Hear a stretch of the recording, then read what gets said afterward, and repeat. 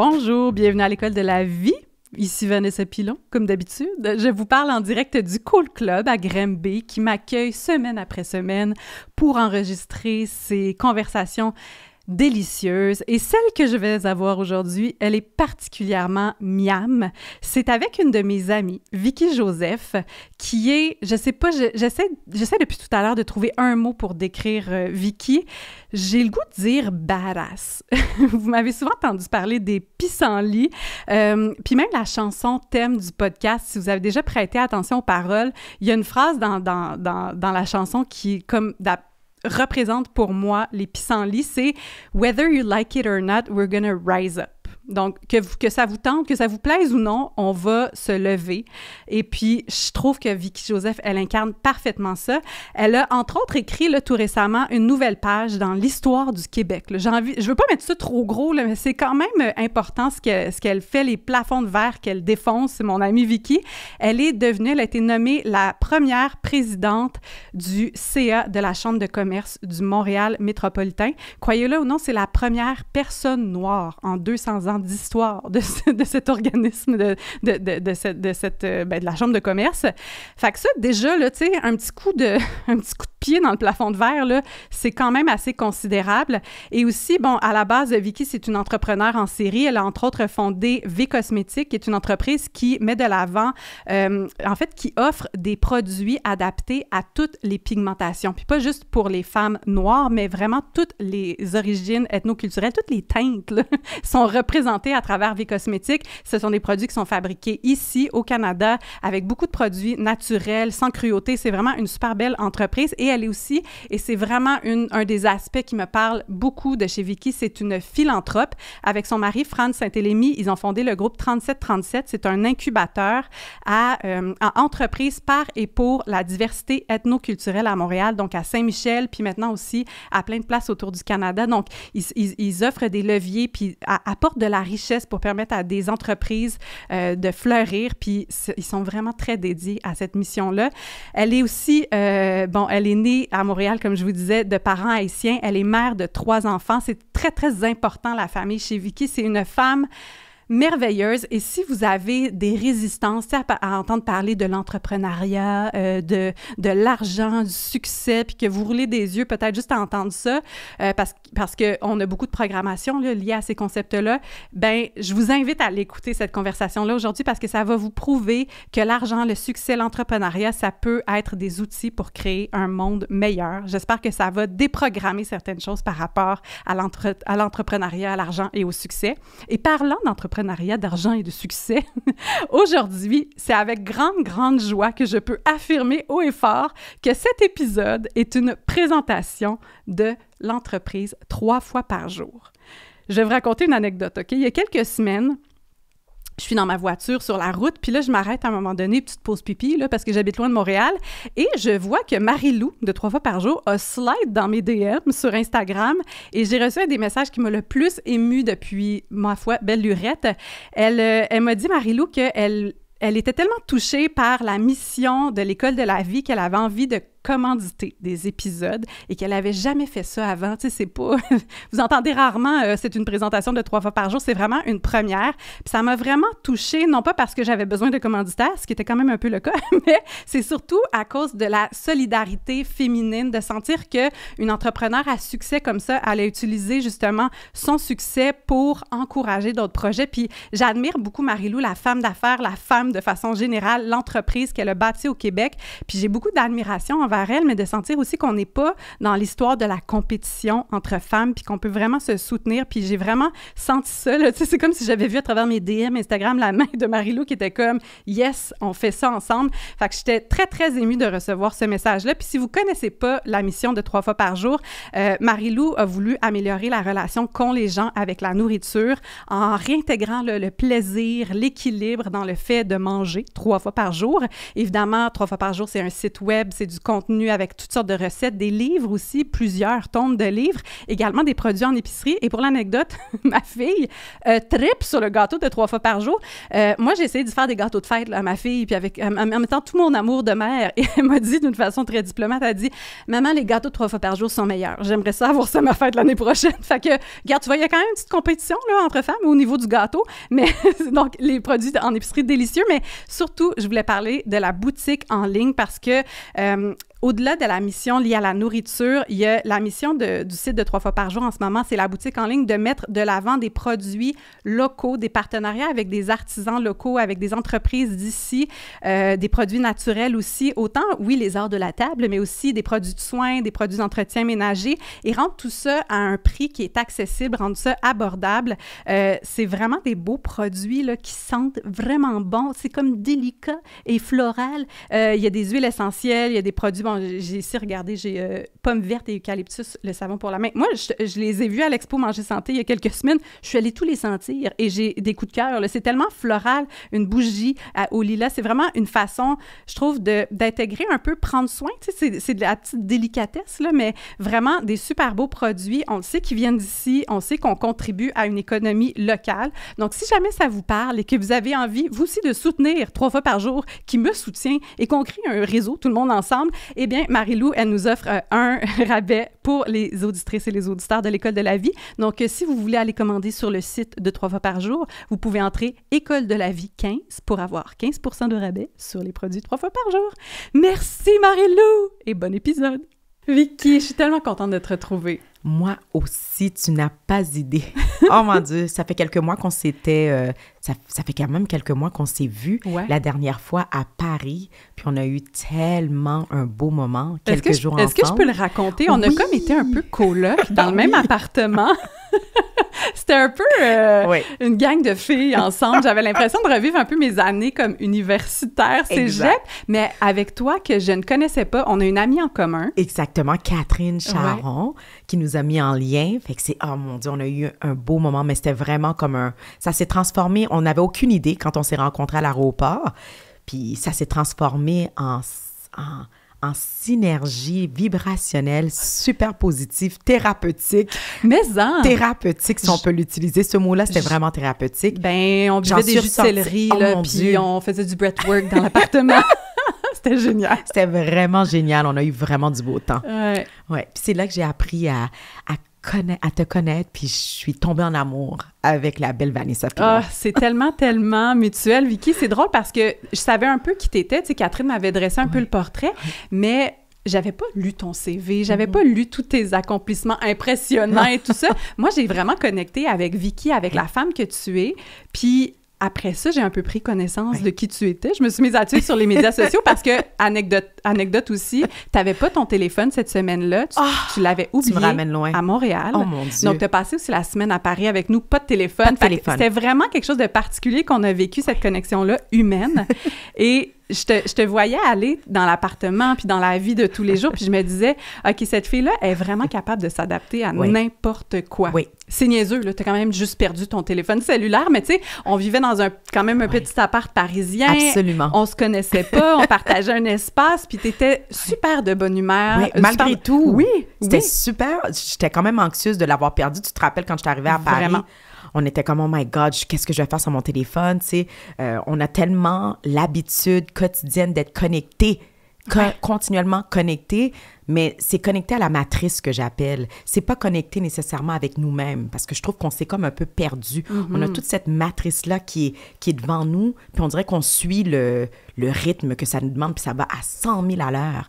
Donc, d'apprendre que j'avais pas mon téléphone, ça m'a vraiment permis de faire un travail sur moi-même. Ouais. Puis avec qui de mieux que Vanessa, hyper zen, hyper connectée. Oh mon Dieu, avec Nancy aussi. Non, mais les filles, vous m'avez tellement ramené. C'est ce qui a fait en sorte que j'ai passé une excellente semaine. Avec Catherine aussi, bien sûr, qui a fait en sorte que j'ai passé une semaine extraordinaire parce que ça m'a ramené à moi-même. Je pense que j'en avais besoin. Ben, je pense que c'était un peu l'univers qui était comme le téléphone va rester à Montréal. Vicky, là, on va vivre d'autres choses. Absolument. Mais quand même, tu sais, t'es une femme d'affaires, t'as des business, t'as des gens qui veulent qui ont besoin d'avoir certaines réponses. Donc, je t'ai trouvée vraiment bonne là-dedans. Puis, ça m'a fait me demander d'où tu viens. sais, dans le sens comme, c'est quoi de quel genre de famille tu viens? Parce que je me disais, elle ça lui dérange pas, Vicky, d'être dans un appart avec plein de gens, puis tout ça, je suis comme, on dirait qu'elle est habituée de partager son espace, puis là, je me suis dit, je te connais pas, mais j'ai comme un petit feeling que c'est quelque chose que tu as vécu dans ta vie. Donc, tu es née à Montréal. Je suis née à Montréal, mais de parents immigrants qui viennent d'Haïti dans les années 70. Okay. Alors, ça découle de là. Donc, mes parents sont des parents aussi qui sont quand même... Ils ont beaucoup d'empathie, ils sont très généreux, beaucoup de bienveillance. Et je te dirais que ma jeunesse, je l'ai passée entourée. Donc, je me souviens depuis mon tout jeune âge, mon père il s'est toujours senti responsable de l'humain, responsable de l'autre. C'était en lui de prendre la main d'une personne puis de l'amener ici. Quand on parle d'ici, c'est de les amener d'Haïti, les amener à Montréal puis de s'occuper d'eux, de s'occuper de la paperasse logistique de l'immigration, les aider à se trouver un emploi, un appartement. Tu sais, c'était un mini bed and breakfast qu'on avait à la maison, mais plus familial parce qu'on amenait de la famille, on amenait des amis, on amenait des cousins. Fait que j'ai comme, sans m'en rendre compte, été habituée d'être entourée de différentes personnes. Alors, il faut que tu t'adaptes. Puis quand des personnes viennent d'Haïti, on n'a pas la même culture. Moi, je suis née ici. Ouais. Donc, ça m'a appris sur ma culture, veux ou veux pas. Ça m'a appris à m'adapter parce qu'ils ont différentes façons de vivre. Et puis, j'ai dû m'adapter. Donc, toute ma vie, j'ai été habituée d'être entourée de différentes personnes, différents mindsets aussi, différentes façons de voir les choses, différentes façons de savoir vivre aussi. Donc, ça, c'est probablement une des raisons pour laquelle je suis adaptable. Ouais, puis à quel point aussi je sens que tu as un côté, une intelligence émotionnelle très développée. J'ai l'impression que ça t'intéresse aussi, l'humain, parce qu'évidemment, tu es femme d'affaires, tu aimes le design, tu as un esprit artistique, mais je remarque aussi qu'il y a vraiment quelque chose par rapport aux autres. Tu as une sensibilité que j'ai honnêtement rarement vue. Oui, c'est tout à fait vrai. Puis je te dirais, si je reviens encore à mes parents, ils m'ont inculqué des valeurs familiales et traditionnelles et de bienveillance. Ouais. Très, très spirituelles aussi, parce j'ai toujours été à l'église. Je suis très spirituelle dans ma foi chrétienne à moi. Ouais. Mais mes parents me l'ont bien inculqué. Mais j'ai souvent raconté cette anecdote-là, mais ça a été le point culminant, que j'ai compris que la vie était beaucoup plus que simplement un paycheck ou simplement de vaquer à ses occupations de carrière professionnelle, puis c'est tout. Ça va beaucoup plus loin que ça, la vie. Mm-hmm. Donc, ça commence encore une fois par la bienveillance de mes parents, d'avoir accueilli tellement de personnes à Montréal et de s'en occuper, mais ça va un peu plus loin. C'est que je me rappelle toujours comment est-ce que mon père, qui est décédé, maintenant ça fait déjà 6 ans, mais je me rappelle à quel point qu'il n'avait pas un sou. C'était une personne qui a tellement redonné aux gens avec le peu qu'il avait. Je me suis toujours je me posais pas la question à l'époque parce que j'étais trop jeune pour comprendre comment ce qu'ils faisaient pour arriver à leur fin. Ouais. Mais aujourd'hui, ou quelques années plus tard, quand il est décédé, surtout à ses funérailles, j'ai compris la force de tendre la main au prochain, la force de vraiment comme de l'empathie envers l'humain, de la compréhension de l'autre pour amener l'autre à grandir avec peu importe ce que tu as. Ça prend pas nécessairement des millions pour en aider d'autres. Ça prend, pour transformer l'humain, ça prend juste d'avoir vraiment un cœur. Ouais, c'est une posture. C'est une posture, c'est un style de vie aussi que je recommande fortement aux gens de se reconnecter avec soi-même puis de voir qu'est-ce qu'on peut faire pour aider le prochain. Donc, ça, quand tu arrives à comprendre ce geste-là, ta vie, elle a un sens tout autre. Le reste va venir, l'argent va venir, payer les factures vont venir parce que plus tu donnes, plus tu reçois. Mm-hmm. C'est le karma de la vie, c'est la suite de la vie, c'est comme ça que ça se passe.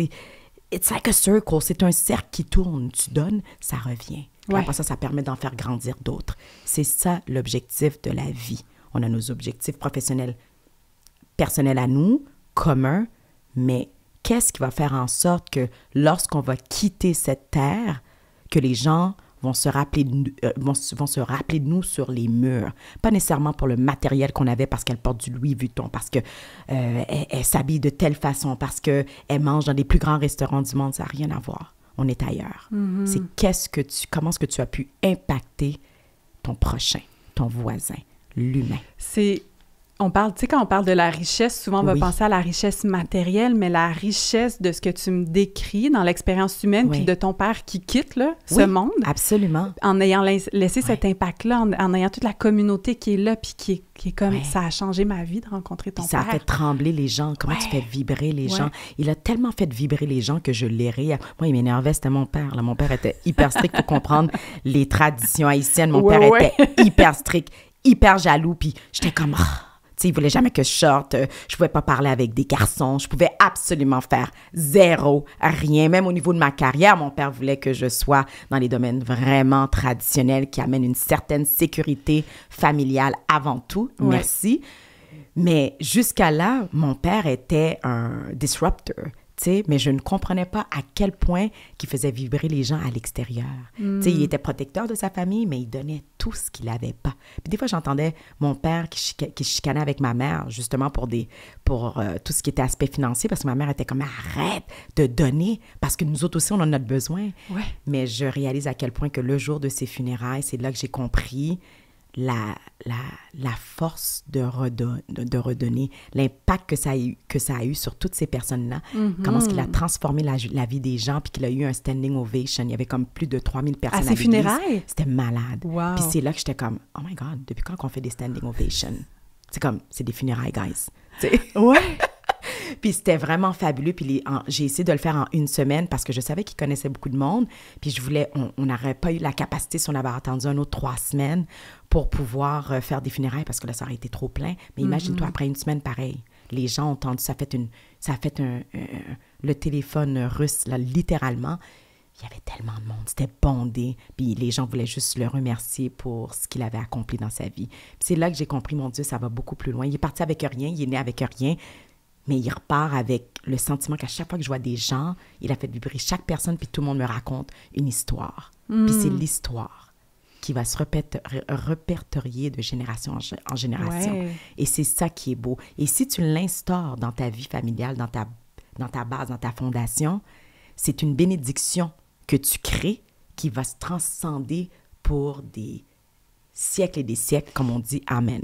Oui, bien c'est parce que là, de voir que lui, il t'a impacté de cette façon-là, qu'il t'a laissé ce legs-là, de voir que toi, en ce moment, tu sais, t'as pris le flambeau, puis ça devient comme naturel, c'est une seconde nature, puis c'est drôle, je t'entends parler de ça, puis ça me ramène à ma famille, tu sais, on vient de contextes différents, mais bon, moi, je vivais à côté de HLM, tu sais, puis la porte était tout le temps ouverte chez nous, puis il y avait, c'est ça, des femmes battues, des gens qui en arrachaient à mon école, il y avait tout le temps des gens chez nous. Oui, tu viens de quel quartier? C'était à Sainte-Thérèse, moi, c'était sur la Rive-Nord. Puis tu vois, on pense pas que dans ces quartiers-là, qu'il y avait beaucoup de difficultés, de défis, de pauvreté. Oui. Puis moi, j'avais un peu honte, tu sais, de venir de ce quartier-là, puis d'être avec ces gens-là. Tu sais, dans ma tête, je voulais être avec les gens qui venaient, ça s'appelait à l'époque le Haut-Sainte-Thérèse, tu sais. J'étais comme moi, j'aspirais à être dans le Haut-Sainte-Thérèse, puis j'étais là dans le Bas-Sainte-Thérèse avec ces gens-là. Puis en même temps, moi aussi, je voyais pas la valeur de ça. Je l'ai compris adulte. Toi, c'est à quel moment que tu l'as compris, la valeur de ce qui t'avait été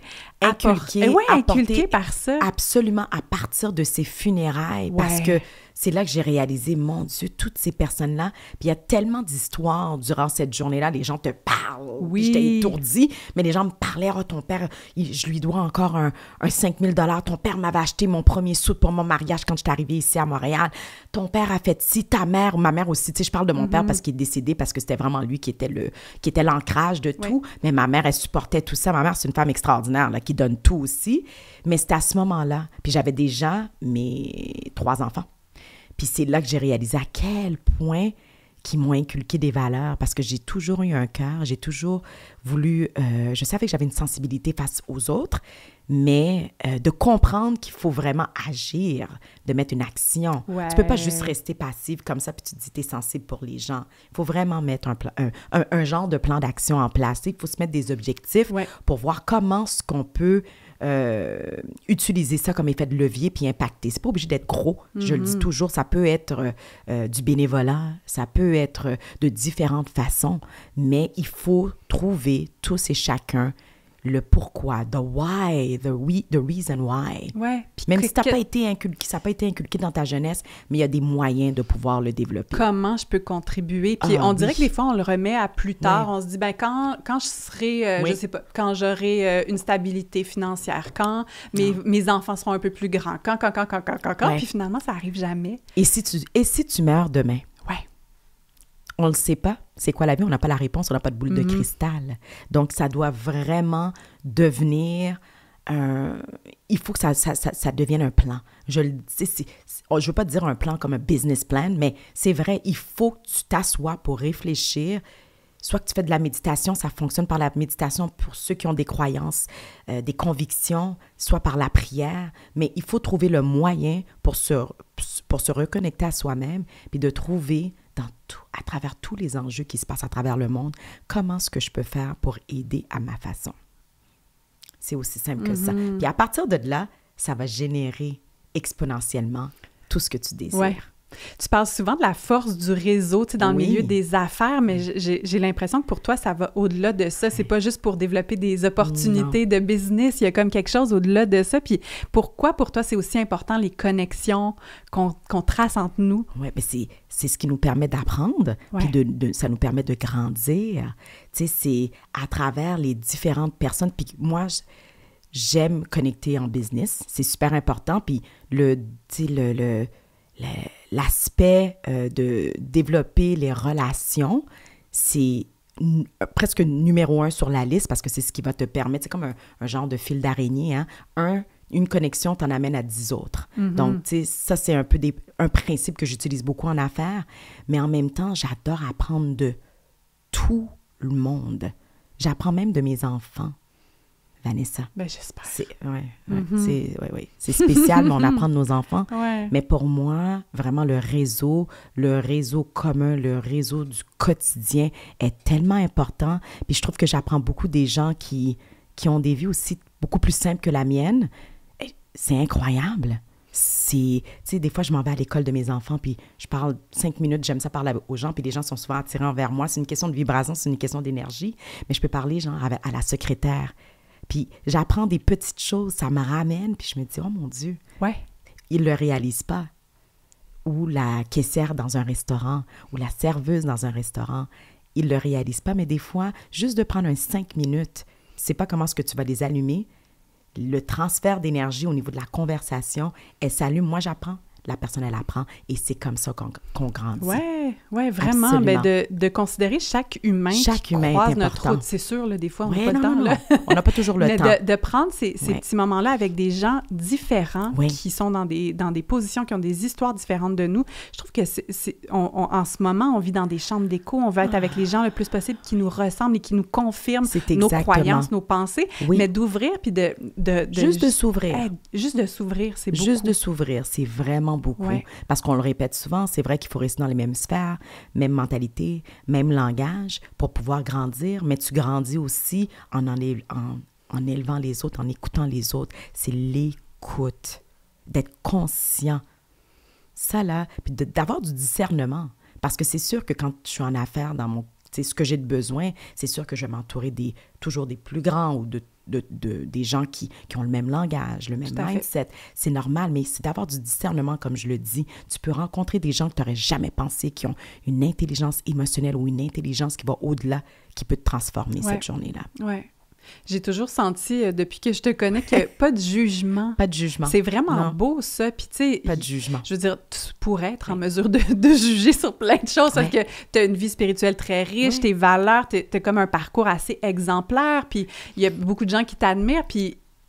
Peu importe, là, je voyais des gens, des fois, à Paris, si je peux retomber dans l'anecdote, mais qui te disaient des choses, ma foi, le genre misogyne, puis des trucs que je regarde. Moi, je me disais, je bouillais en dedans, puis je me disais, c'est inacceptable ce que la personne vient de dire à Vicky. Et je te voyais comment tu naviguais ça avec tellement de grâce. Je te regardais, j'étais comme stage d'observation là, de comment est-ce qu'on réagit avec grâce, puis sans jugement à ce que les gens peuvent nous amener comme genre d'énergie ou comme genre de commentaires, puis tu es capable de juste le le prendre puis de le laisser aller. Puis je trouve Absolument. ça tellement beau. Tu sais ce que j'ai appris à faire? Puis ça, c'est une femme que je l'ai rencontrée il y a peut-être 1 an de ça. Elle est extraordinaire, tu sais, elle travaille sur l'énergie spirituelle et tout. Puis, elle m'a donné un truc. Mais je le faisais inconsciemment, mais elle m'a donné un truc. Chaque fois que tu rencontres des gens comme ça, tu pries pour la personne. Fait que pendant que la personne m'envoie des commentaires, soit discriminatoires ou misogynes, ou peu importe, je reste concentrée puis je lui envoie de l'amour. Ça a l'air de rien, mais je te jure que ça fonctionne. Puis moi, ça me permet de me dire, ils sont connectés ailleurs. It's not their fault. Ouais, c'est pas de leur faute. Ça dépend de leur environnement, comment est-ce qu'ils ont été élevés, c'est quoi leur valeur. Fait que j'essaie de ne pas le prendre personnel, puis de prier pendant ce temps-là, fait que ça me permet de rester calme. À part si tu me donnes un coup, ben là, on est ailleurs. On est ailleurs. Et toi, comment est-ce que tu fais pour réagir dans des situations où est-ce que tu es fortement, justement, challengée aussi en tant que femme, personnalité publique aussi? Ben, ça ressemble un peu à ce que tu décris, c'est de comprendre. C'est l'empathie, c'est toujours l'empathie, c'est de revenir dans l'expérience de l'autre. Puis tu sais, il y a une question, je sais pas si c'est avec toi que j'en parlais, mais tu sais, on se dit souvent « What's wrong with that person? » Qu'est-ce qui marche? Voyons donc, qu'est-ce qui se passe avec cette personne-là? Mais de changer la question qu'on se pose, c'est de dire « Qu'est-ce qui s'est passé? » Oui. Qu'est-ce qui s'est passé dans la vie de cette personne-là pour qu'elle en arrive aujourd'hui à avoir ce comportement-là, à me dire ces choses-là. Puis, tu sais, des fois, on dirait qu'il faut comme un peu s'inventer une histoire, mais des fois, juste avoir un petit bout, une petite piste là, de comprendre qu'est-ce qui s'est passé, ça permet d'avoir de l'empathie. Puis moi, c'est juste de me placer dans une posture d'empathie et comme tu dis, de ne pas prendre personnel. Non. Ça, c'est comme difficile. C'est difficile. Parce que notre ego, c'est notre petit bouncer qui est genre, moi, je vais te protéger de cette attaque. Puis de juste faire à ton ego, ben c'est pas important en ce moment. Exactement. C'est pas une véritable attaque. Puis tu sais, je le vois comme s'il faut qu'on passe à un autre niveau. Tu sais, je dois me mettre beaucoup plus haut. Parce que sinon, dans ma tête à moi, je prie pour cette personne-là, puis je le dis, ça fait en sorte que ça diffuse la situation, puis ça le diminue en sorte comme « you're above ». Parce que je me fais souvent poser la question, tu sais, quand tu es dans des environnements de grande influence autour de la table, puis tu regardes comme « what is this girl doing here ?» Mais souvent, je suis obligée de me dire « Vicky, regarde, si tu es là, tout le monde doit être assis à la bonne chaise, tout le monde a le droit d'être assise à une chaise, puis que justement, si tu es là, c'est parce que tu l'as fait le travail et tu le mérites. Puis il faut se le rappeler. Fait que des fois, il y a des moments du merveilleux syndrome d'imposteur, tu sais, qui est toujours autour de nous, comme un petit nuage, hein, qui nous fait défaut. Tu sais, avec ces petits commentaires-là, ces micro-agressions-là qu'on rencontre souvent. Moi, je me dis non. Et souvent, c'est parce que la personne est malheureuse, puis elle te regarde, puis elle est en admiration. Fait que j'essaie de le retourner pour que je me dise, ah non, you got this. T'es là parce que tu le mérites. Puis t'es là parce que t'as une lumière qui est tellement vibrante que ça dérange.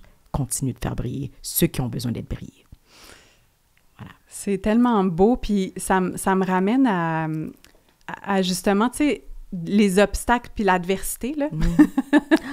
Il y en a eu quelques-uns, j'imagine, dans ton parcours. Des magnifiques. Puis, mais oui, c'est super intéressant de se dire, OK, mettons qu'on les voit comme des opportunités pour grandir. J'étais curieuse de savoir pour toi, tu sais, parce qu'évidemment, il y a des obstacles puis de l'adversité qui sont extérieurs à toi. On parle du système, on parle de plein de choses. Exactement. Et il y a aussi des obstacles qui sont un peu plus internes. Tu sais, soi-même, justement, tu parlais du syndrome d'imposteur, la confiance en toi, les croyances limitantes. Il y a plein de choses.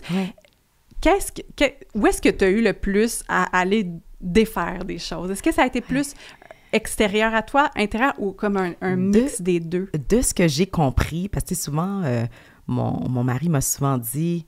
Tu sais, t'as tellement une force.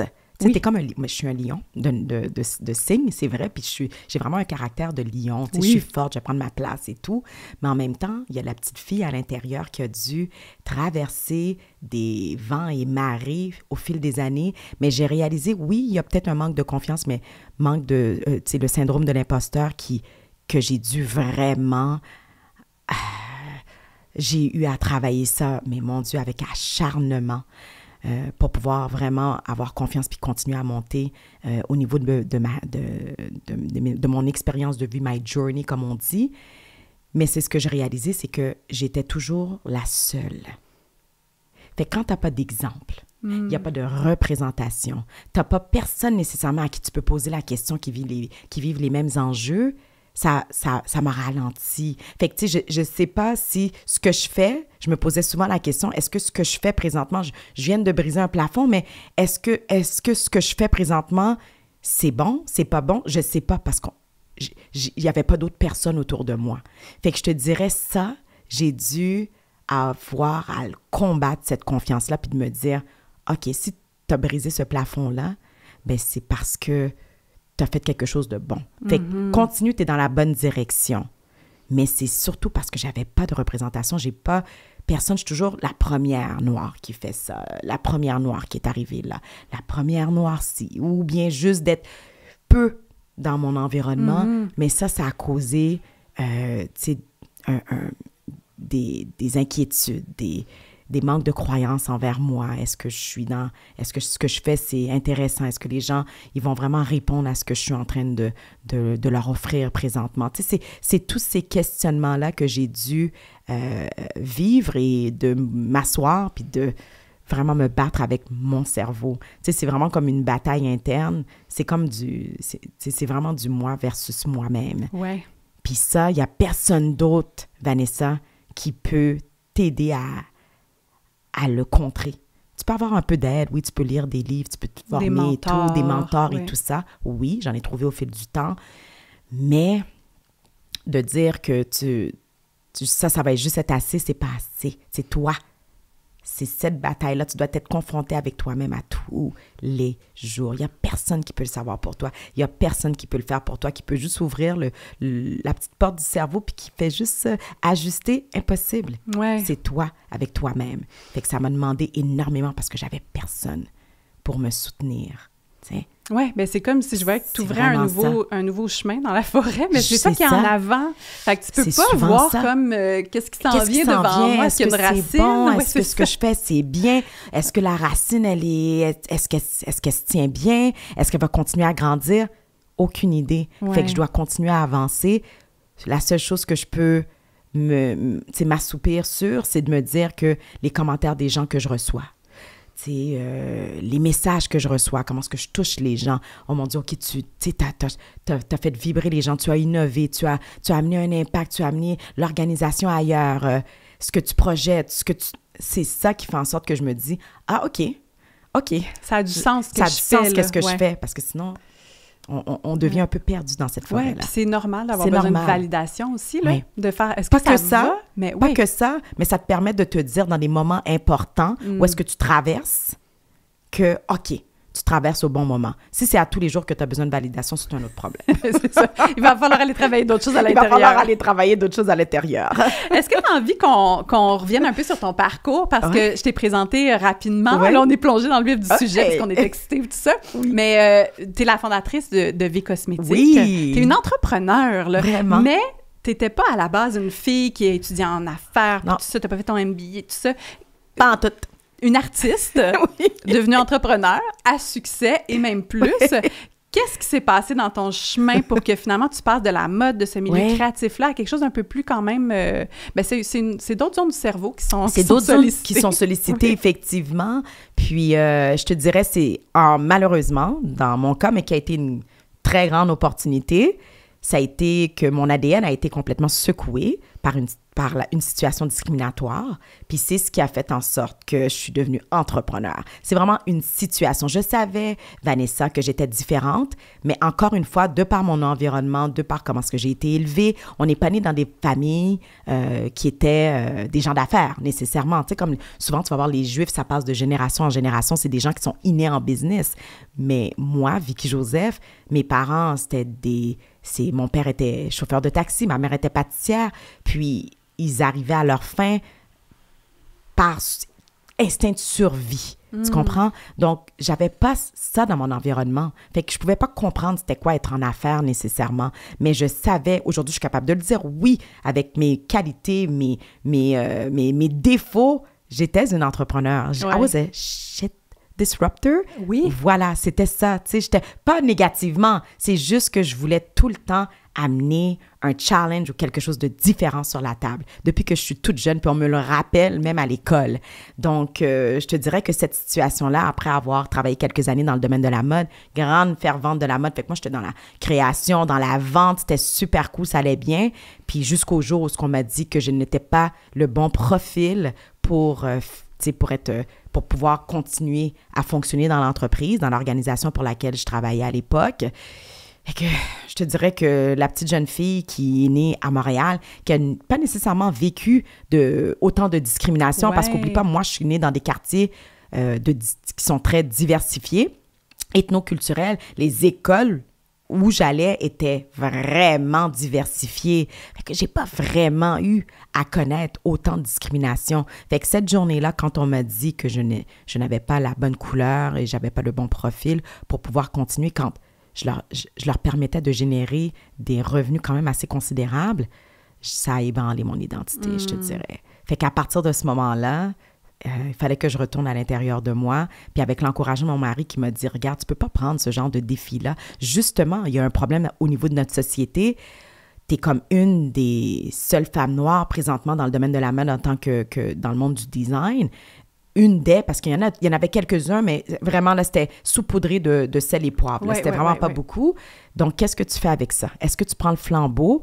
Puis je pense que tu l'as à l'intérieur de toi parce que tu as un talent incroyable. Juste utilise cette voie-là pour pouvoir arrêter justement ces injustices-là, ces biais-là, ces paradigmes-là. Fait que c'est comme ça m'a comme donné le coup. Parce que ça crée une frustration, mais qu'est-ce que je fais avec cette frustration-là? Oui, la colère, ça peut être un beau moteur. Ça peut être un beau moteur, un beau moteur. Donc, dans mon cas, moi, la colère, elle s'est transformée en création d'opportunités. Donc, j'ai créé mes propres opportunités, puis j'en crée pour d'autres. Fait que moi, je me vois comme une créatrice propulsatrice. Oui, je pense que ce serait ça. Ce serait ça. Tu sais, d'opportunités pour les autres, ouvrir le chemin, parce que je sais ça a été quoi, je sais à quoi ressemble le système, les systèmes qui ont été créés par l'humain. Ouais. Il faut contrer tout ça. Mais probablement que si tu n'avais pas vécu cet épisode-là de discrimination, tu aurais continué à juste vivre ta vie. Puis là, ça t'a permis, j'imagine, de mesurer l'impact que ça peut avoir, puis que ça existe pour vrai, puis qu'il y en a des plafonds de verre. Puis des fois, ils sont pas tant en verre, là, ils sont bien identifiés et très frontales comme ce que tu as vécu. Tu sais, de te faire dire. C'était enceinte en plus. Hein? Oh my God, j'étais enceinte, Vanessa. Tu sais, c'est les émotions, là. Il y avait... Oui, c'est ça. Dans le tapis. Écoute, je comprenais absolument rien. Je suis rentrée à la maison, puis j'étais comme, qu'est-ce qui vient de se passer? Je viens de perdre ma job. Hey! Mais en plus, on te dit que toi, ton être à toi, ta personne à toi, c'est pas bon, c'est sale. Écoute, Vanessa, c'est comme... Hein? C'est comme je suis sale. C'est comme ça que je me suis sentie. Comme un genre de petit sac de poubelle, là. Une petite poubelle qu'on met. Oh my God! Ça m'a vraiment ébranlée. Fait qu'imagine-toi, c'est pour ça que cette confiance-là, elle m'a pris du temps à rebâtir, à me refaire confiance. C'était vraiment, j'avais l'impression d'être dans un ring de boxe, là, puis il y avait Vicky à gauche, Vicky à droite, puis Vicky devait donner des punchs continuellement pour me réveiller, puis me ressaisir par moi-même, puis d'avoir un sérieux focus, puis de me dire, OK, si j'y vais, il va falloir que j'utilise cette mission-là dans tout ce que je vais entreprendre dans ma vie. Fait que ça doit être beaucoup plus loin que juste d'avoir un produit seulement que je vends. Ouais. Ça doit raconter une histoire. Ça doit être transformatoire. Ça a donné un sens, on dirait, à ce que tu as fait après. Oui. Tu sais, tu aurais pu effectivement te lancer en affaires, mais là, il y avait, tu as été animé par quelque chose. Absolument. Là, ça allume un petit feu. Exactement. Ils savaient pas ces gens-là là, qui t'ont mis dehors, que ça allait juste mettre de la petite braise, là, du souffle sur la braise. Puis là, ça t'a allumé. C'est exactement. Parti une compagnie de vêtements. Oui. C'est ça, hein? Exactement. J'ai parti ma compagnie de vêtements qui s'appelait New Eye, Nouvel Œil, by Vicky. Puis, j'ai eu un beau succès quand même. Pendant les années que ça a duré, j'avais un magasin à Laval, un magasin à Montréal, en face du palais de justice. Direct. Ah ouais? Ouais, direct. Fait que, écoute, les expériences que j'ai dû apprendre à vivre, puis c'est ça dans ma vie, c'est que j'avais pas nécessairement le background. J'ai pas été étudiée en finance ou en business ou en gestion même. Fait que pour moi, c'est un apprentissage sur le tas. Autodidacte, là, comme on le dit, c'est vraiment ça. Fait que j'ai dû vraiment apprendre tout, bien que mon mari il a toujours été très, très, très, tu sais, très ficelé en affaires. Fait que, je veux dire, il a pu m'aider, mais quand même, dans la business de la mode, c'est quand même c'est un autre monde que lui navigue. Fait qu'il fallait que j'apprenne à naviguer à travers ce monde-là, cet océan-là qui est extrêmement compétitif, de trouver sa place, de comprendre c'est quoi l'histoire, de comprendre c'est quoi le branding, puis d'avoir un bon produit à pouvoir présenter au monde, mais que les gens l'acceptent. Donc, tu sais, tout est toujours nouveau. Tout ce qu'on entame est nouveau. Donc, tu sais, je suis toujours dans l'inconfortable. Puis c'est ce qui m'a permis de grandir. Tu sais, on a 80% de l'humain vit dans l'inconfortable, mais la plupart des gens l'étouffent, l'inconfortable. Fait que c'est ce qui fait en sorte qu'on, des fois, en tant qu'humain, on a de la difficulté à passer au autre niveau ou de percevoir notre vie différemment, où est-ce qu'on pourrait se rendre. Ouais. Mais c'est parce qu'il faut que tu passes à travers ces étapes d'être continuellement secoué, challengé, être inconfortable, parce que l'imperfection amène au succès, peu importe ta définition du succès. C'est parce que l'inconfort, on dirait que ça nous fait peur. C'est comme si c'était dangereux, mais en même temps, ce qui est le plus dangereux, je pense, c'est de rester confortable. C'est de rester confortable. Ouais. La peine, puis plus tu avances, hein, on commence à vieillir, on ne dira pas nos âges aujourd'hui, mais plus tu avances dans l'âge, Vanessa, tu commences à comprendre, tu as un certain wisdom, sagesse qui vient puis avec la vie, puis tu comprends que tu vas t'étouffer. Combien de gens que je rencontre qui ont passé la quarantaine, la cinquantaine, qui se cherchent, puis ça me fait mal de les regarder, puis je le vois, puis je sais c'est quoi. Je sais c'est pourquoi, la raison pour laquelle ils stagnent, puis qui se demandent qu'est-ce qui va les ramener ce désir de vivre. Parce qu'à la fin, pour moi, le succès, c'est d'être heureux. Puis ça, c'est l'élément le plus difficile à atteindre dans une vie. It's not the money. It's not, tu sais, d'avoir une carrière fulgurante où est-ce que tout le monde te voit. C'est d'être heureux. La définition du succès, c'est ça. C'est d'arriver à être heureux soi-même, là. Oui, puis tout le monde a une définition différente du succès. Je pense que c'est ça aussi, des fois, il y a comme une dichotomie. On essaie on se fait donner une recette, là, puis on pense que si on suit cette recette-là, bang, on est heureux. On est heureux. Là, finalement, quand tu la suis, cette recette-là, tu réalises que, mais c'est peut-être pas ma recette à moi, c'est peut-être pas ça, là. C'est exactement. Pour moi, le bonheur. Fait que c'est ça aussi qui est challengeant, c'est de trouver qu'est-ce qu'on aime, qu'est-ce qui nous fait vibrer, puis ça demande d'aller en soi, puis de s'écouter. Puis on n'a pas appris à faire ça. On n'a pas appris. Enfant, fait que là, c'est comme, c'est beaucoup de travail de détricotage. Mais là, moi, je veux savoir, mettons, je t'imagine là, avec ta boutique devant le Palais des Congrès, l'autre à Laval, Vicky qui se lance en affaires, qui n'a pas vraiment fait ça avant. Non. Qu'est-ce que tu fais? Tu regardes des vidéos YouTube? Tu vas sur Internet? Comment est-ce que tu apprends? Tu as reçu du mentorat? Je te parle de ça parce que, tu sais, moi, je suis un peu comme... Je commence à être un peu entrepreneur. Tu sais, avant, je me faisais appeler pour des contrats. Oui. Là, je vois ce changement de paradigme-là. Oui, je comprends. Puis là, je me dis, mais quand on n'a pas été outillé puis qu'on n'a pas valorisé ça dans nos vies de femmes, disons-le. Tout à fait. C'est la vérité. Tu sais, enfant, on s'est pas fait encourager, là, justement, à comprendre les finances, à mettre de l'argent, à comprendre les rouages de tout ça. Absolument. Puis là, de se lancer, moi, je me rends compte que je suis en arrière, là. J'ai du retard à rattraper, là. Oui, puis, tu sais, je veux dire, puis je le comprends tellement, mais aujourd'hui, la bonne nouvelle, c'est qu'il y a tellement d'associations, de regroupements, mon Dieu, de centres de formation, de livres, de podcasts. Wow! Même à l'université, si tu veux retourner à l'université le soir, tu peux avoir des cours intensifs de quelques semaines pour te donner le petit kick que tu as besoin pour te remettre mise à jour sur certaines matières, ça peut être la littératie financière, ça peut être au niveau de la comptabilité ou différents éléments que tu as besoin pour te permettre de devenir une entrepreneur. Mais moi, à l'époque, my God, il fallait que, encore une fois, ça a été le réseau, puis de demander. Tu sais, d'apprendre à demander, c'est difficile. Ouais. Ça a été vraiment difficile pour moi de demander parce que dans ma culture, on ne demande pas. Tu sais, tu dois rester dans la souffrance. C'est comme ça que moi, j'ai été élevée. Tu sais, ça vient de la mentalité de l'esclavage, mais c'est comme si qu'on doit rester dans la souffrance, puis on gagne notre vie avec ce qu'on a, notre petit pain, mais on n'a jamais on n'a jamais appris à aller demander de l'aide. Parce que c'est comme ça vient avec la honte de l'esclavage, tu comprends? Fait que tu te formes comme une carcasse. Ouais. Fait que d'apprendre, oh my God, la fierté. Ouais. Donc, d'apprendre à demander. Fait que moi, il fallait que j'aille demander à des gens qui étaient dans le domaine. Puis je regardais ce que les autres faisaient. Je regardais il y avait un peu de vidéos, un peu qui commençaient à se présenter sur les... Ben, pas les réseaux, mais l'Internet plutôt. C'était lire des livres spécifiquement ou c'était vraiment ça. Puis par mon intuition, j'ai dû apprendre à naviguer. Qu'est-ce qu'une boutique avait de besoin? Comment est-ce que je vais utiliser mes stratégies innées pour vendre mon produit? Donc, utiliser ma propre voix, mes propres intuitions, mes propres talents d'entrepreneur, parce que c'est ça, être entrepreneur, c'est d'apprendre à se vendre. Hein? Ouais. Il faut apprendre, il faut avoir cette capacité-là. Sinon, tu vas trouver ça difficile. Tu ne peux pas toujours donner la job à quelqu'un. La première personne pour bâtir son entreprise, la première personne pour la vendre, c'est toi-même. Donc, avec ça, c'est le premier outil que tu as. Fait que tu peux, you can create miracles. Tu peux créer des miracles.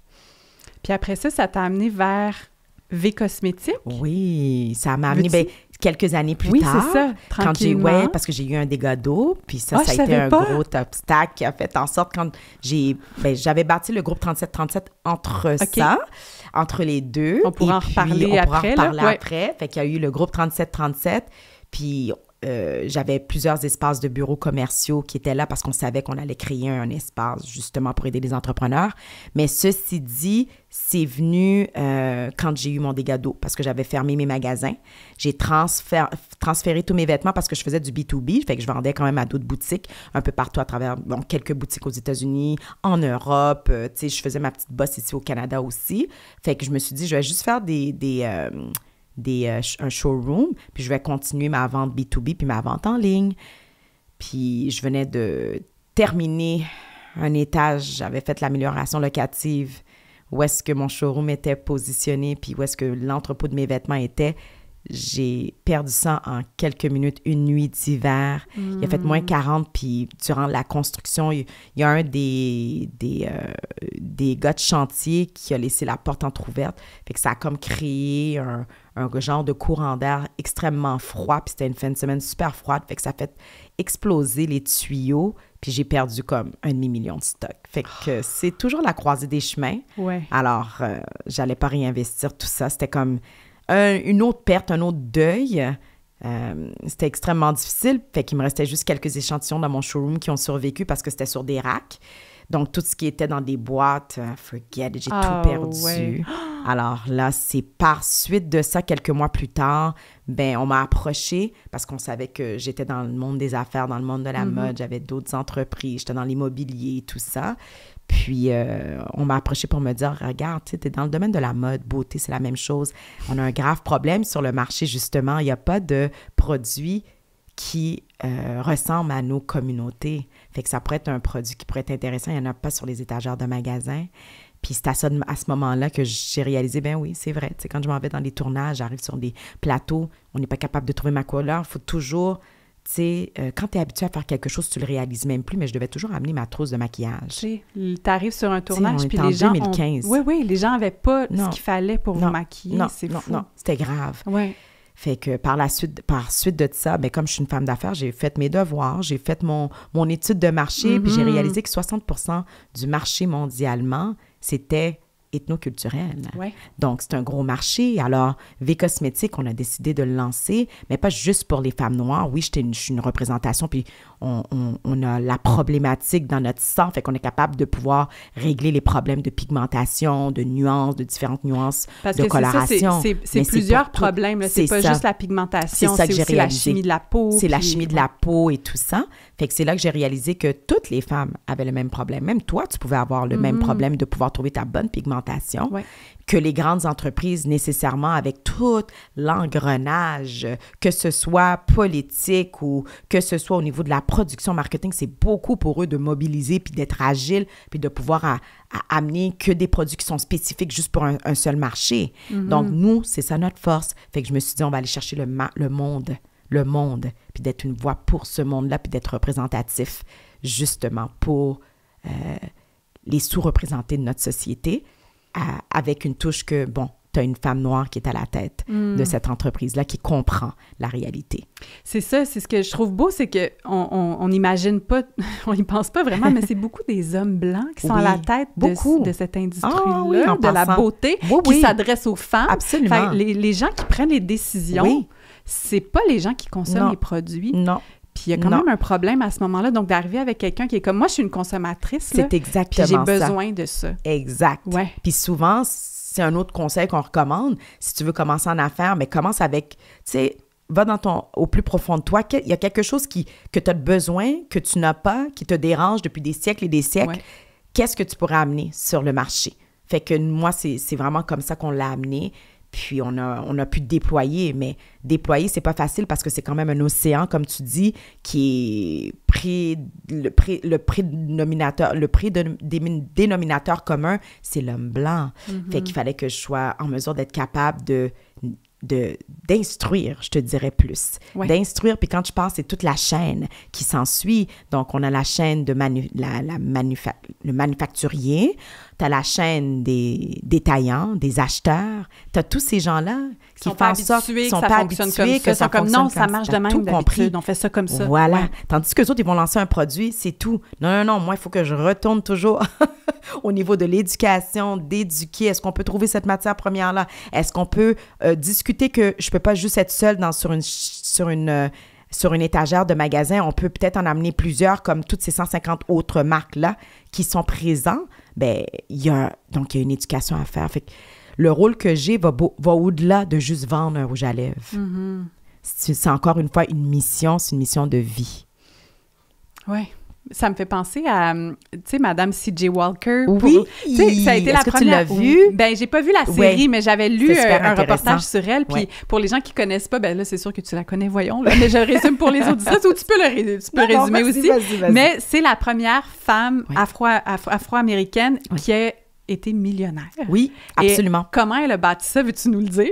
My God, écoute... C'est avec des produits capillaires. C'est avec des produits capillaires. Ouais. C'est vraiment fascinant. Puis, elle y allait une personne à la fois chez elle, en cachette, en passant, parce qu'elle avait presque même pas le droit de pouvoir vendre ces produits-là publiquement. Ouais. Écoute, ce qu'elle a dû passer à travers, puis tranquillement, elle a commencé à aller chercher...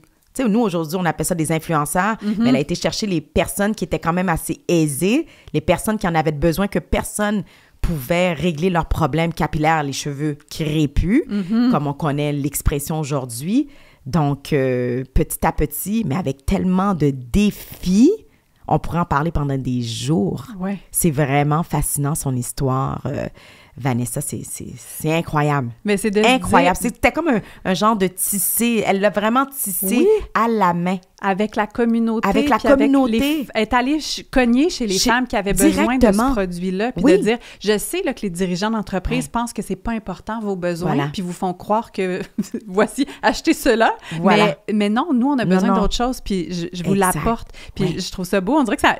Oui, c'est un peu le même lien. C'est un peu ça. C'est un rôle à jouer, vraiment de mobilisation puis de mouvement. Tu sais, c'est un mouvement qu'on crée que ça doit devenir une norme. Ben, j'ai déjà eu une discussion avec un acheteur, justement, qui m'a dit, mais tu sais, j'en ai déjà une qu'on est en train de discuter, mais c'est toi qu'on voulait, mais on n'arrivait pas à trouver ton courant. Mais pourquoi juste un? Ouais. Tu sais, là, tu es en train de nous cannibaliser. Oui, ça veut dire qu'on ne peut pas avoir le choix non plus, tu sais. Non, c'est triste. Fait que tu vois, c'est différentes couches.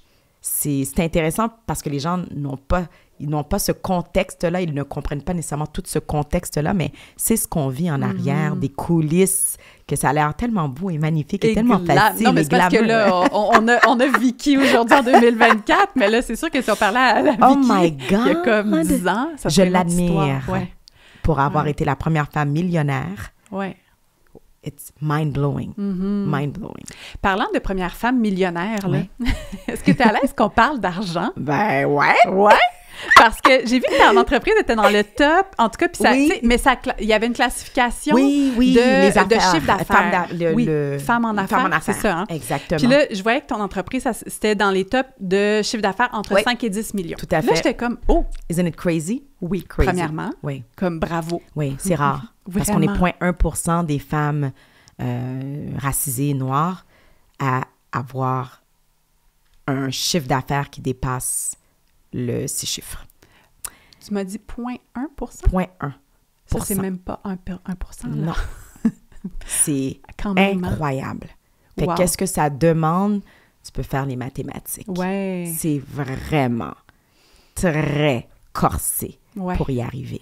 Ben, tu sais, de façon générale, même les femmes, je veux dire, si on élargit encore plus, là, il y a dans les millionnaires sur cette terre en ce moment là qui se sont levés ce matin puis qui marchent la terre en étant plus que millionnaires, c'est 90% masculin. C'est ce que j'allais dire. C'est à peu près les dernières données que j'avais vues, on était proche du 12% c'est ça, seulement. Ça augmente un peu. Ça augmente un tout petit peu, mais là, c'est pas plus. Alors là, si on rentre dans l'intersectionnalité de tout ça, tu décortiques tout ça, ma chère, on est à 0,1% qui réussissent. Wow. Fait que là, voir à rentrer dans le 7 chiffres. Je t'ai juste dit 6 chiffres. Oui.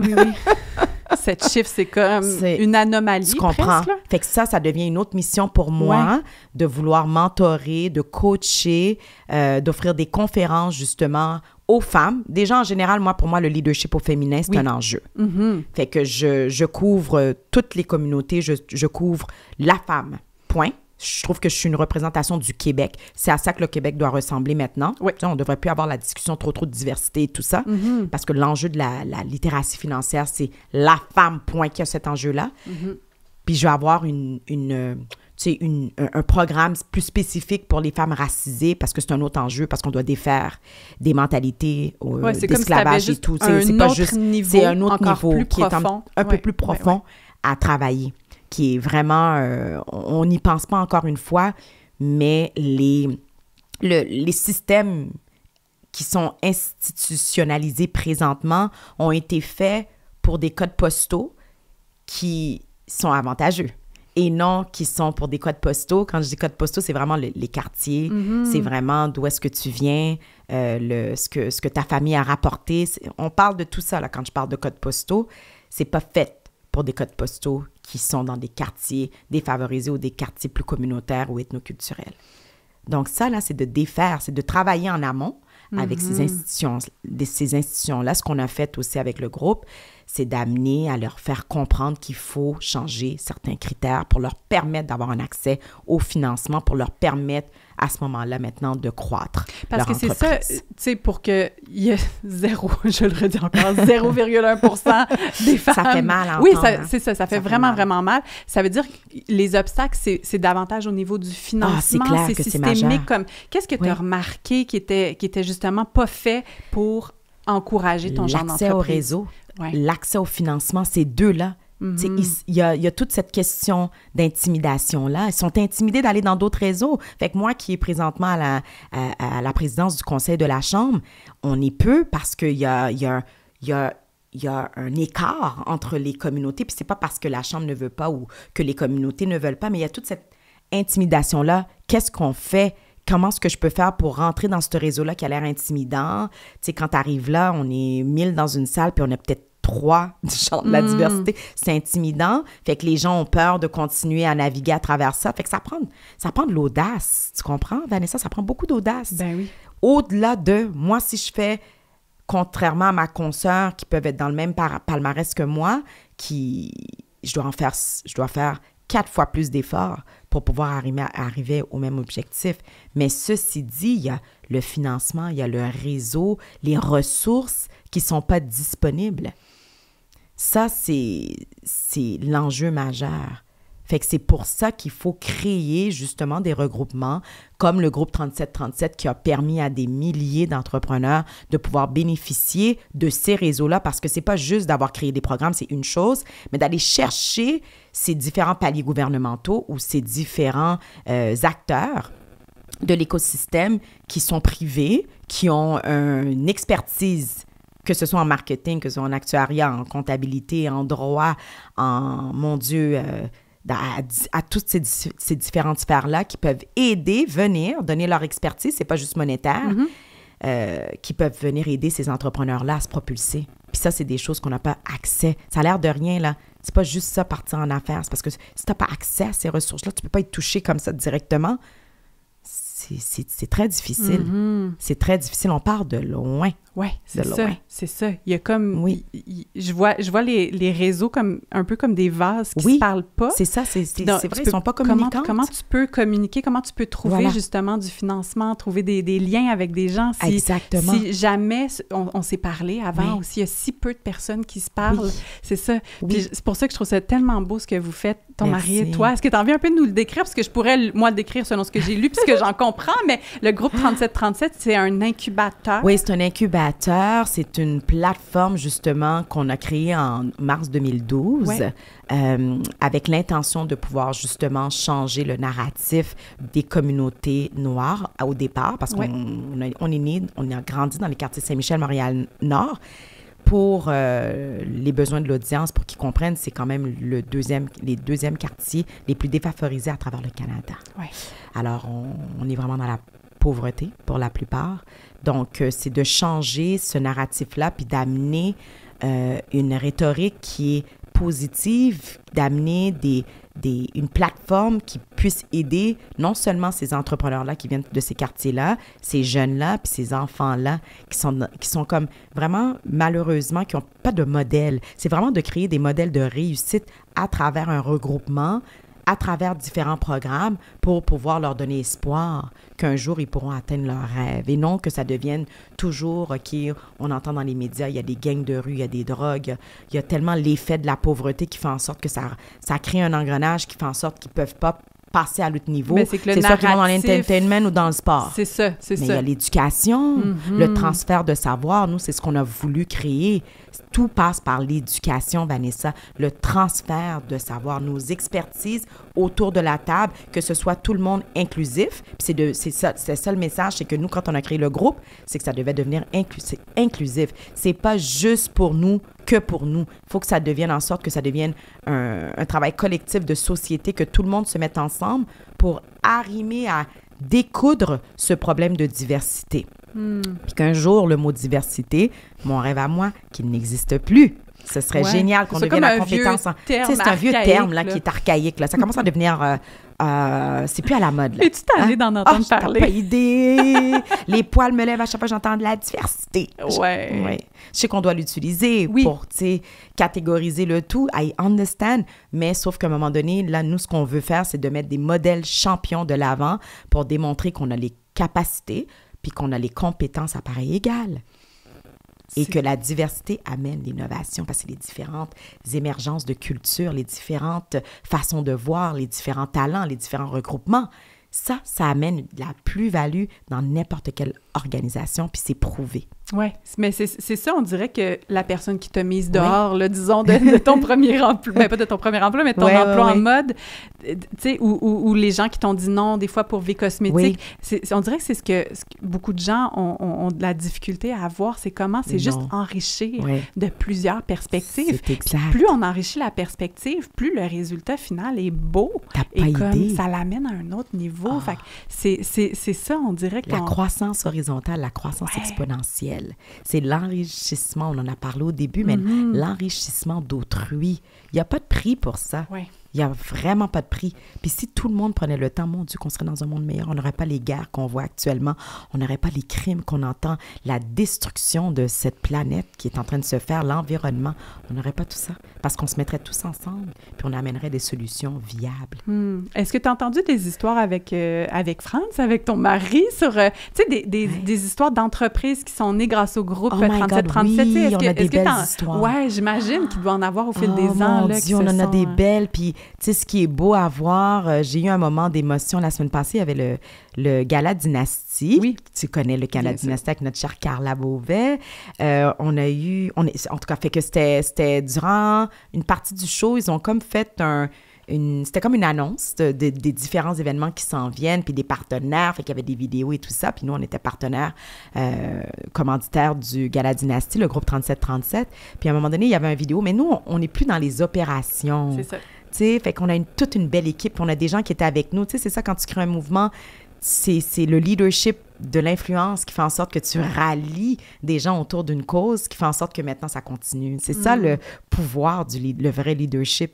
Tu sais, c'est de vraiment semer une graine dans un, puis ça élève les autres, en tout cas. Mais quand je suis arrivée, on n'était pas au courant qu'il y avait une vidéo. Fait que là, il y avait une vidéo de différents entrepreneurs qui qui étaient en train de témoigner du positif que ça leur a amené dans leur vie de faire partie du groupe 3737. Puis il y avait peut-être une dizaine d'entrepreneurs. Puis après ça, à la fin, on a ce slogan-là qui est « Je suis 3737 ». Fait que là, chaque personne disait à leur suite « Je suis 3737, je suis 3737 ». Puis j'étais comme « Oh my God ». Mon mari et moi, on était assis, puis j'ai comme eu un moment d'émotion. Tu sais, de voir tout cet acharnement-là. Ouais. Puis de voir qu'on a tellement béni des gens, puis qui sont « c'était un moment, là ». Puis, tu sais, à chaque fois que je m'en vais dans des conférences ou dans des événements, puis que je vois tous ces entrepreneurs-là qui sont comme « Oh mon Dieu, c'est grâce à vous! » Parce que, tu sais, vous y avez pensé, vous avez crevé l'abcès, la diversité était tellement pas sexy à l'époque, Vanessa. Puis c'est de voir qu'aujourd'hui, mon Dieu, il y a tellement de gens qui sont impactés par ça.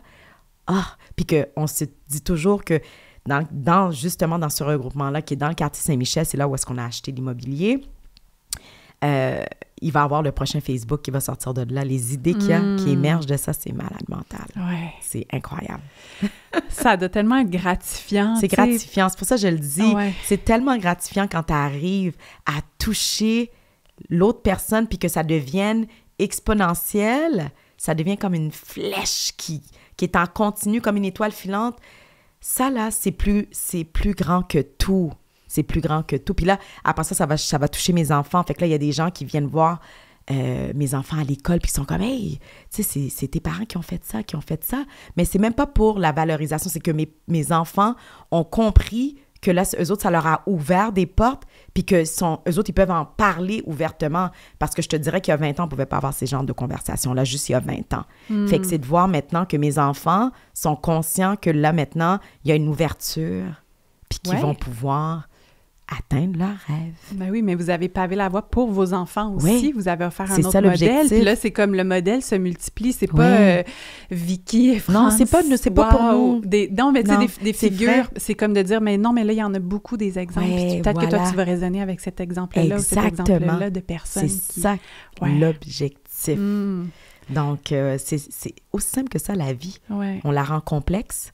Mais pourtant, puis on en parle, puis on est toujours dans la complexité. Même moi, des fois, il faut que je me ramène. Je suis comme, pourquoi que là, je suis en état de panique, puis je peux pas respirer, là, ça n'a pas rapport, là. La vie, elle doit être simple, on doit la décomposer. Ça peut pas être complexe. Ouais. Tu sais, ça peut pas être complexe. Dans n'importe quelle croyance que tu as, il faut se ramener à être ancré à la terre, à la nature. Ça doit être simple. Tu sais, tu me racontes ton histoire avec le groupe 3737, puis là, je revois des flashs de ce que j'imagine ton papa à son... Oui. Tu sais, puis je me dis, c'est ça, c'est vraiment ça, tu sais, par ce qu'il a créé, ça a aussi amené la personne que tu es en ce moment qui fait rayonner. Puis je me demandais comme, tu sais, vous êtes quand même en couple dans ce projet-là et dans plusieurs autres projets, effectivement. Plus le projet familial, comme vous êtes vraiment très, très liés, mais quand même la chance que vous avez de vous être trouvé et d'avoir des valeurs comme similaires, parce que c'est quand même un Y, là, j'ai l'impression. Absolument. De dire, parce que le groupe 3737, c'est pas juste, tiens, on va donner notre extra argent, là, puis organiser. Vous êtes vraiment impliqués, puis vous auriez pu choisir, là, je sais pas, là, de mettre cet argent-là sur ça aurait été bien plus facile. Yacht. non, mais c'est tellement vrai. Vous auriez pu faire ça. Oh my God. Mais qu'est-ce qui a fait que vous avez décidé de, non, nous, des fois, c'est autre chose. Je fais à la blague, là. On s'est tellement investi, puis les gens ne comprennent pas l'envers de la médaille quand tu vois un couple comme Vicky et France qui ont un beau succès, qui sont, tu sais, ils ont un certain impact, une certaine visibilité, mais ils ne comprennent pas le tricotage qu'on a dû faire. Puis on parle de ça, nous, on vient pas des années 1900 non plus. Mm-hmm. C'est fou, là. On a dû se battre. Puis je le dis souvent, si les deux, on avait pris la décision, parce qu'il fallait que je suive France aussi, parce que moi, je n'étais pas rendue là. C'est lui qui m'a amené la vision du groupe. Puis j'étais comme, c'est un peu malade. Puis je trouvais ça beau, mais en même temps, j'étais comme, j'avais pas réalisé ce que ça prenait, parce que j'avais pas réalisé l'ampleur des enjeux qu'on avait dans notre société. Ça a pris 10 ans avant d'avoir le premier vrai investissement, subvention. Ouais. C'est 10 ans qu'il faut bâtir avec tes propres fonds. L'argent venait de vous, C'est là. des effets de levier. Ouais. Fait que, tu sais, il y a des idées qui ont été préconçues, qu'on a utilisé probablement l'argent du groupe pour bénéficier de nos entreprises. C'est le contraire. On a été dans le rouge, puis des fois, on est encore dans le rouge pour la structure. C'est énorme parce que ça nous a ralenti. Ralenti. C'est pas ralenti, mais dans le sens que, je veux dire, ça met un frein parce que là, il fallait qu'on fasse un peu des jeux, vraiment un jeu d'échecs pour savoir, OK, là, on va utiliser cette partie-là, on doit payer nos factures, on doit réinjecter dans l'entreprise pour pouvoir, dans nos entreprises à nous, mis à part Groupe 3737, puis là, il faut injecter dans les programmes pour continuer l'histoire. Écoute, c'en était étourdissant par moment. Ben je t'ai même Fait que entendu c'est dire... là que j'ai appris à vraiment gérer le cash flow. Ouais, là. mais c'est ça. En fait, c'est ce que j'ai Ouais. pris conscience avec toi, c'est que ça a l'air magique Non. quand on n'est pas dans le monde des C'est ça. affaires. On Oui. dit, ben, ils ont des moyens presque illimités, puis ils font juste faire, oui, j'approuve cette transaction. Mais non, tu sais, tu me disais même que vous avez dû aller dans les comptes de vos enfants. Ah, je te jure, c'est capoté. C'est vraiment capoté. Tu sais, c'est un Honnêtement, réel c'est un réel là, investissement. et un risque, ouais. Puis c'est un risque. Fait que, tu sais, on aurait pu tout perdre. Puis c'est toujours un risque. Mais c'est ça, l'entrepreneuriat. Il faut que tu sois prête à naviguer dans le risque continuellement. Parce que c'est jamais garanti. Puis c'est pour ça, je pense qu'on arrive toujours à se garder à cause de tous les défis qu'on a eus, tous les obstacles qu'on a eu à vivre, puis que c'est encore pas facile. Ça nous permet de nous ramener sur terre puis de nous garder quand même assez humbles, de croire que ça prend une seconde pour tout perdre. Fait que personne n'est rien. Il n'y a pas de niveau. Ouais. Tout le monde est au même niveau. Donc, attention, watch out. Il faut que tu continues. C'est vraiment ça. Puis je dis souvent à la blague, si on n'avait pas investi dans le groupe, j'aurais été une très belle fille. J'aurais pas besoin de mettre du maquillage. J'aurais été comme Vanessa aujourd'hui, faire la vie, oh my God, les voyages sur des... Oh my God, girl! Je t'aurais appelé Vanessa, on s'en va à Milan aujourd'hui, c'est moi qui paye. Oui, puis j'ai mon appartement. Puis j'ai mon appartement. Mais t'aimes quand même le luxe et les belles choses. Oui, bien sûr. On va le dire. Oui, c'est mon identité. Ben puis c'est oui. comme ça que je raconte mes histoires parce que je veux aussi faire comprendre aux gens qu'il n'y a rien de mal à aimer quand même, tu sais, des belles choses et C'est du ça. matériel. C'est comme une certaine récompense qu'on se donne, mais ça nous fait du bien. Ça fait du bien. Alors, tant que ça ne devient pas toxique, il ne faut pas que ça devienne toxique Ouais. parce que je suis capable, Vanessa, tu nous as vus à Paris, on est vraiment capable de rester en jogging, no make-up. Moi, je suis capable de rester sans make-up, hein, même si je suis à la tête d'une compagnie de make-up, mais je suis vraiment capable de faire 1, 2, 3 semaines easy, Ouais. sans problème. Moi, je suis très terre-à-terre comme ça, j'ai aucun problème. Ça ne me définit pas. Faut pas que ça te définisse, le luxe. 100%. Faut juste que ça te ramène un simple petit bonheur puis que tu peux raconter. Moi, j'aime l'art. Fait que pour moi, je raconte une histoire. Oui. J'ai du fun avec ça. Puis ça fait Je me partie prends pas au sérieux. de qui tu C'est es. Je ça. veux dire, tu débarques, je veux dire, on voit que tu as du plaisir à J'ai du t'habiller. plaisir. C'est de la Oui. création, c'est de la Comme créativité. toi, Ouais, c'est moi la aussi, même j'ai du chose. fun. Parce que tu as du fun. Mais je T'es trouve- super excentrique aussi. Oui, mais je trouve Dans ta ça, simplicité. je trouve ça tough des fois Oui. de tu sais, d'arrimer ces deux... Tu sais, quand tantôt tu disais Vicky d'un bar, Vicky de l'autre, Oui. là, qui s'obstine. Mais moi, c'est un peu ça. Des fois, j'aime les belles choses. Tu sais, j'apprécie le luxe. Puis en même temps, moi aussi, je suis animée par changer le monde. Tu sais, on veut on en a parlé. changer les choses. On veut avoir un impact Oui. positif. Puis là, des fois, de me dire, waouh, je prends cet argent-là pour m'offrir du Oui. luxe. Tu sais, comment est-ce que tu arrives à naviguer ça, justement? Puis je rajoute une partie 2 à ma question. Ouais. En plus, dans une communauté où il y a beaucoup de Oui, pauvreté, c'est vrai. comment est-ce que Ça, tu sais, c'est là, extrêmement t'es aussi une figure, Oui. les gens te regardent avec admiration, mais en même temps, est-ce qu'il y a une forme de culpabilité? Comment est-ce que tu danses avec tous ces niveaux-là quand même complexes? Puis comment est-ce que tu arrives à trouver ton centre Parce que là-dedans? j'ai trouvé mon why.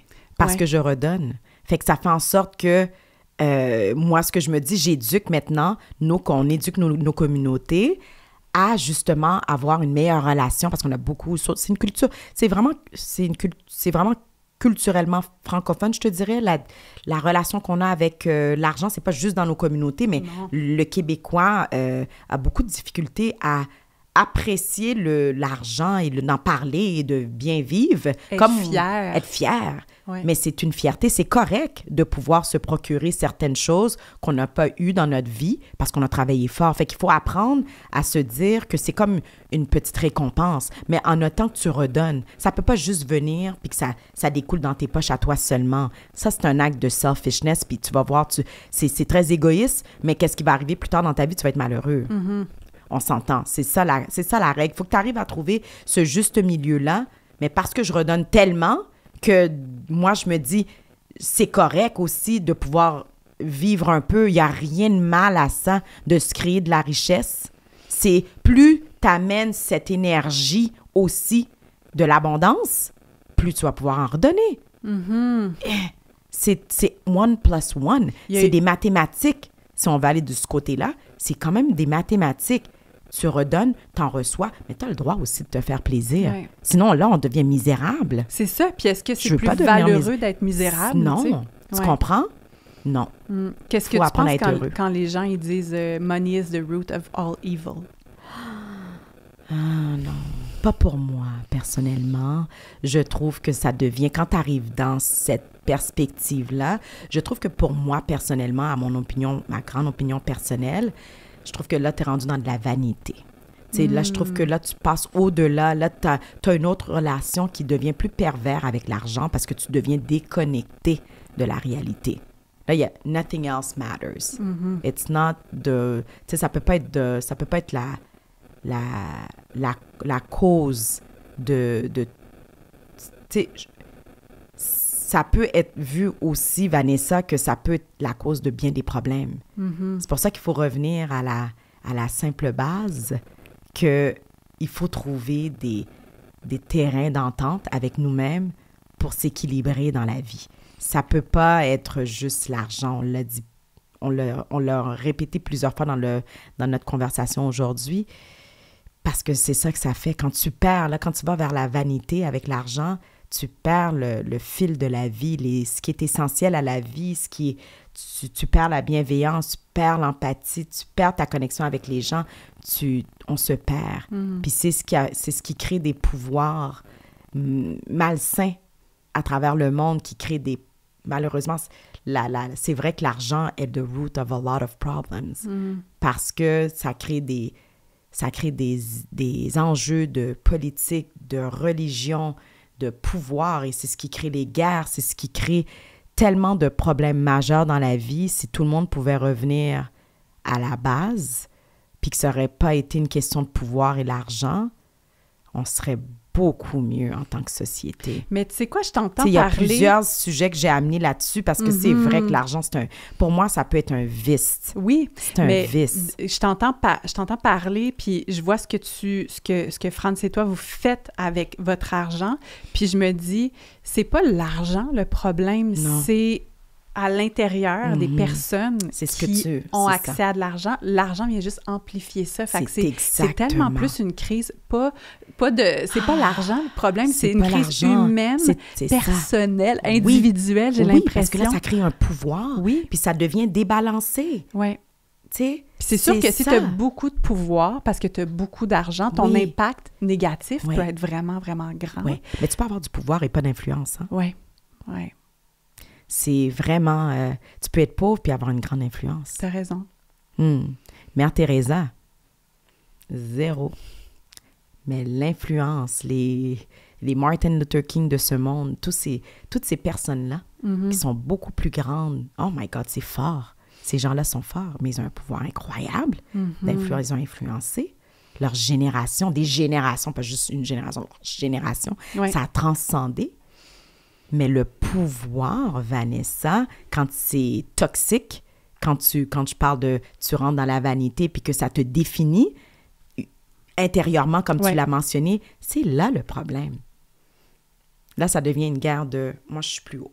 Là, on commence à avoir des catégories, on commence à avoir des niveaux. Des hiérarchies. Des hiérarchies. Est-ce que ça t'est arrivé? Est-ce qu'il y a des gens que tu croises parce que tu rencontres beaucoup de gens? Est-ce que tu le vois des fois autour de toi? Puis comment tu réagis quand tu es dans ce genre de...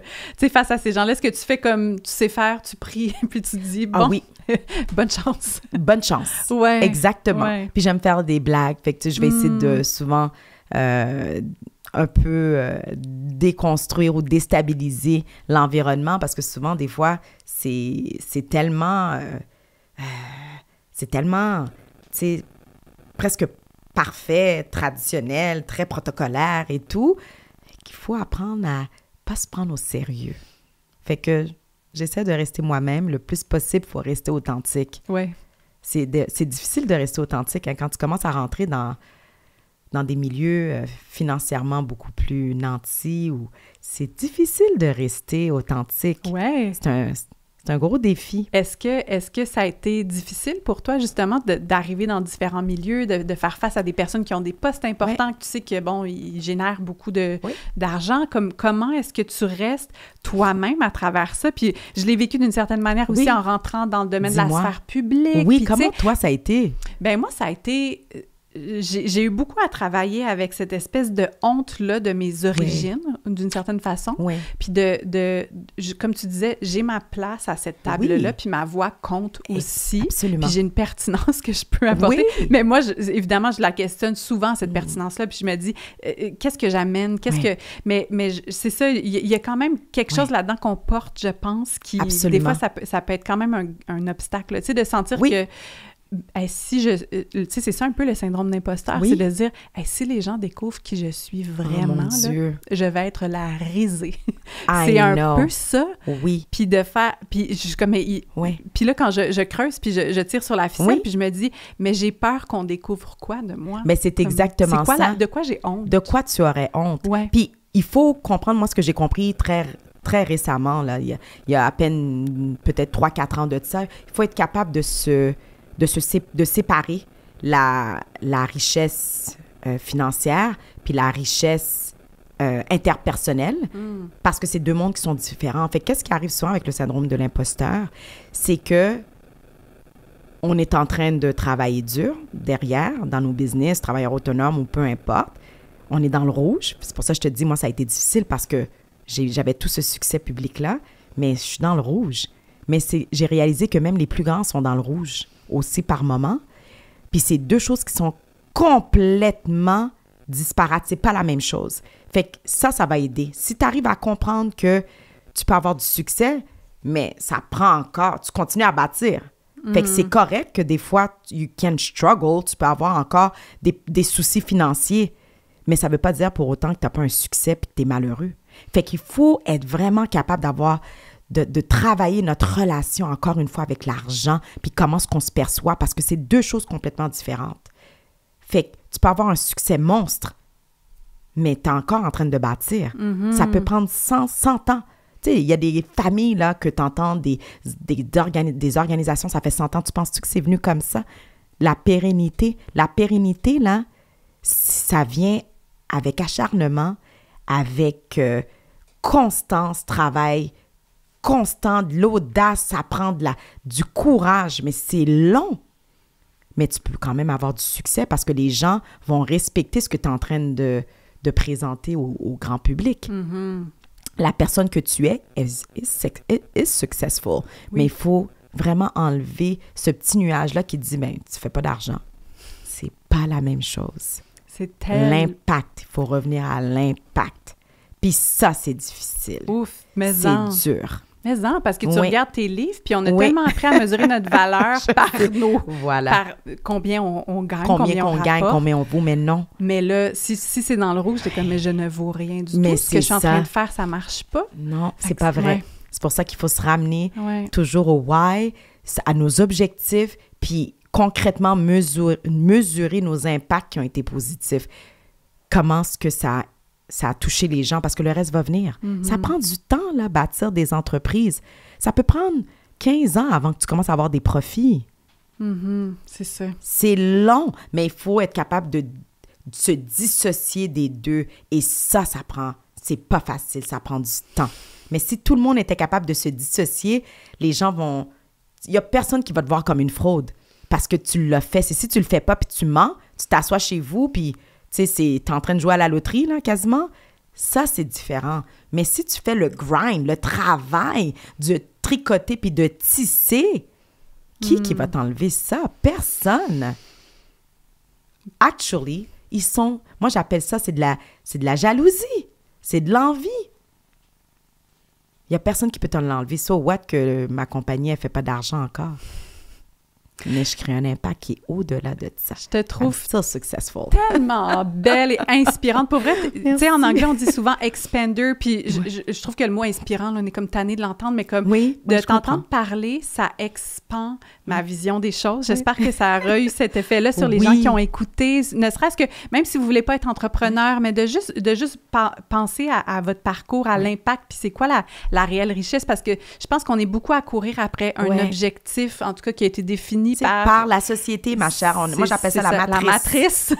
La matrice. Mais finalement, de se questionner comme vraiment, qu'est-ce que je veux, là, justement, à mes funérailles? Qu'est-ce que je veux laisser comme impact? Puis qu'est-ce qui me rend profondément heureuse? Exactement. Faut le trouver. Ouais.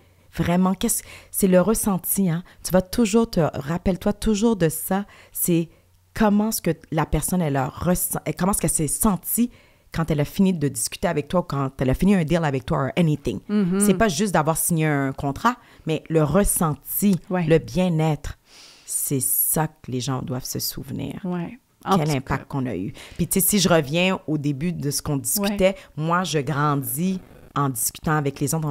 Comme aujourd'hui, je reviens à ça. Même en discutant avec toi, des fois, je suis comme, ça doit être le Saint-Esprit qui m'a fait dire ça, parce que je suis comme, même moi, ça continue à m'amener sur d'autres horizons, d'avoir une belle conversation comme on a eu aujourd'hui.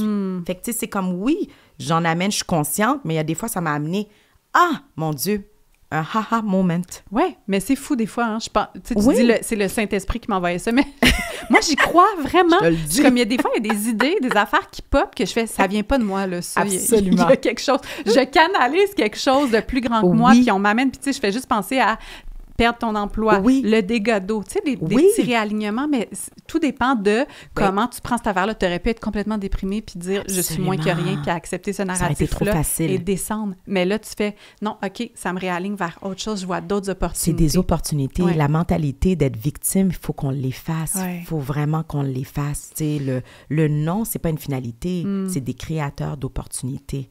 Mais il faut que tu t'assoies, avoir cette humilité-là, de s'asseoir puis de voir qu'est-ce qui n'a pas fonctionné pour réajuster le tir. That's all it is. Puis si c'est pas supposé être dû, laisse tomber, ce sera pas dû. C'est pas dans ta voie, c'est pas pour toi. That's it.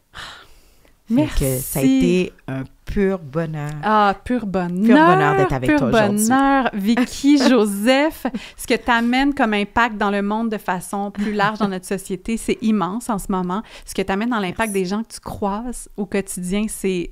Tu sais, je sais que tu le sais parce que beaucoup de gens te le disent, c'est tellement rayonnante, puis tu sais, tu prends conscience de la vibration que tu émets là, autour de toi, puis ça fonctionne, je vais te le dire, quand on est assise près de toi. À être connecté. Ouais, vraiment, vraiment. T'es toute là, puis t'es authentique, t'es 100% là, puis c'est tellement beau, c'est tellement une belle richesse.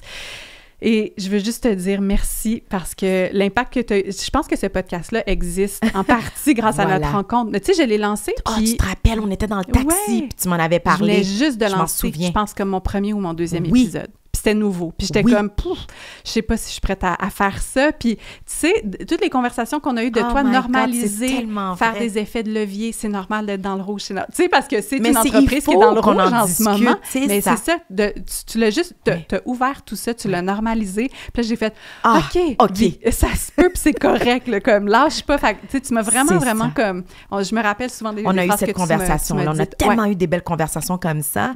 Puis t'étais prête, t'as dit, moi, t'es arrivée à un point, Vanessa, puis je me souviendrai toujours de cette journée-là. Tu as dit, je suis arrivée à un point où est-ce que, non, il doit y avoir plus que ça. Je veux vraiment, il faut que ça vibre, puis il faut que je fasse vibrer d'autres personnes. Puis c'était l'effet du pissenlit. Oui. Je m'en rappelle, hein? Ouais. C'était ça. Est-ce que je peux te dire à quel point tu es une femme pissenlit pour moi? Oh, merci! Mais pour vrai, tu es comme... Même quand t'es pas la bienvenue tant que ça, t'es comme Vicky va se montrer, là, puis avec toutes ses couleurs, puis je vais m'implanter ici, puis regarde ça après ça, il va y avoir des petits akènes, là, des petites graines qui vont aller comme s'installer autour, puis tu sais, tu crées un effet de mouvement de, tu sais, comme expansion, ça expand autour de toi, fait que bravo, merci. Puis si les gens veulent te suivre, je vais mettre les liens, t'as ton site Vicky Joseph, les cosmétiques et tout ça, des super beaux cosmétiques. Là, évidemment, je suis dans mon année sans maquillage. Non, c'est correct. Mais j'ai adoré ton rouge à lèvres quand je l'ai essayé à Paris. J'ai comme hâte de me remaquiller pour pouvoir utiliser mes cosmétiques. Mais tu es magnifique, tu es rayonnante, puis continue d'impacter autant de... C'est des femmes plutôt, toi aussi, dans ta mission, ça, je m'en rappelle. Tu vois, je m'en rappelle. Continue, parce que ça, ces conversations-là, tu sais pas ce que ça va faire, hein? Tu vas toucher des milliers de personnes. Puis tu vas t'asseoir à un moment donné, tu vas être comme « Oh my God! » Wow! Ouais. Des fois, c'est une petite C'est phrase. incroyable. Comme... Un petit mot, une petite phrase. Yep. Voilà. Merci. Merci. Merci. Love you. Love you.